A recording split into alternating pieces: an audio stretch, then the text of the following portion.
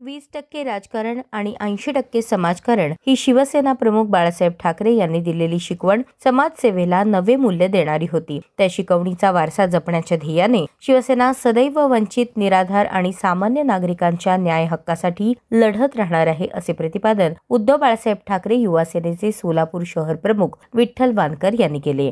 शिवसेना प्रमुख बाळासाहेब ठाकरे यांच्या 13व्या स्मृतिदिनानिमित्त सोमवारी सकाळी सोलापुरातील श्री सिद्धेश्वर मंदिर परिसरात युवा सेनेतर्फे वंचितांना ब्लँकेटचे वाटप करण्यात आले। यावेळी शहर प्रमुख वानकर बोलत होते। सोलापुरात सुरू असलेल्या कडाक्याच्या थंडीमुळे अनेक वंचित महिला व लहान मुले उघड्यावर झोपण्याची त्यांच्यावर वेळ येते। पुरेसे उबदार कपडे किंवा चादरी नसल्यामुळे त्यांना अनेक अडचणींना सामोरे जावे लागते। या पार्श्वभूमीवर युवा सेनेतर्फे 100हून अधिक वंचितांना ब्लँकेटचे वाटप करण्यात आले। ब्लँकेट मिळाल्यानंतर वंचितांच्या चेहऱ्यावर दिसलेला आनंद हा सामाजिक कार्याचे महत्त्व अधोरेखित करणारा होता।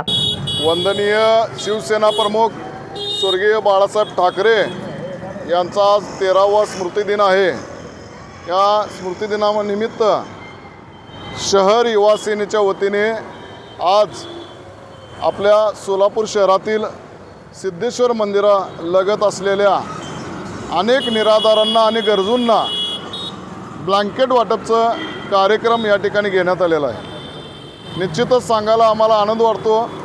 बाळासाहेबांनी कडवट शिवसैनिकांना 80% समाजकारण आणि 20% राजकारण याची जी शिकवण आम्हाला दिलेली होती आणि या शिकवणीला अनुसरून आज आम्ही या ठिकाणी शहर युवा सेनेच्या वतीने एक सामाजिक बांधिलकी जपण्यासाठी अनेक गरजूंना आणि निराधारांना आज थंडीचे दिवस चालू आहेत आणि हा उपेक्षित घटकाला त्यांना योग्य आरोग्याच्या दृष्टिकोनातून आम्ही आज बाळासाहेबांच्या सामाजिक कार्याचा वारसा पुढे चालवा या हेतूने आम्ही या ठिकाणी ब्लँकेट वाटपचा कार्यक्रम घेतलेला आहे। यापुढे देखील काळात शिवसेना या वंचित घटकासाठी, निराधारासाठी आणि जनसामान्य लोकांच्या न्याय हक्कासाठी त्यांच्या अडीअडचणीला नेहमी धावून येईल याची ग्वाही निमित्ताने आम्ही देतो। या उपक्रमात जिल्हा समन्वयक सुमित साळुंखे, शहर समन्वयक गुरुनाथ शिंदे, विभाग प्रमुख अरुण जाधव, अमर गुंड, अर्जुन गायकवाड, सागर जाधव, राहुल अवताडे, विष्णू जगताप, राजू बुरबुरे, संतोष कोरे, संदीप काशीद, अरविंद गवळी,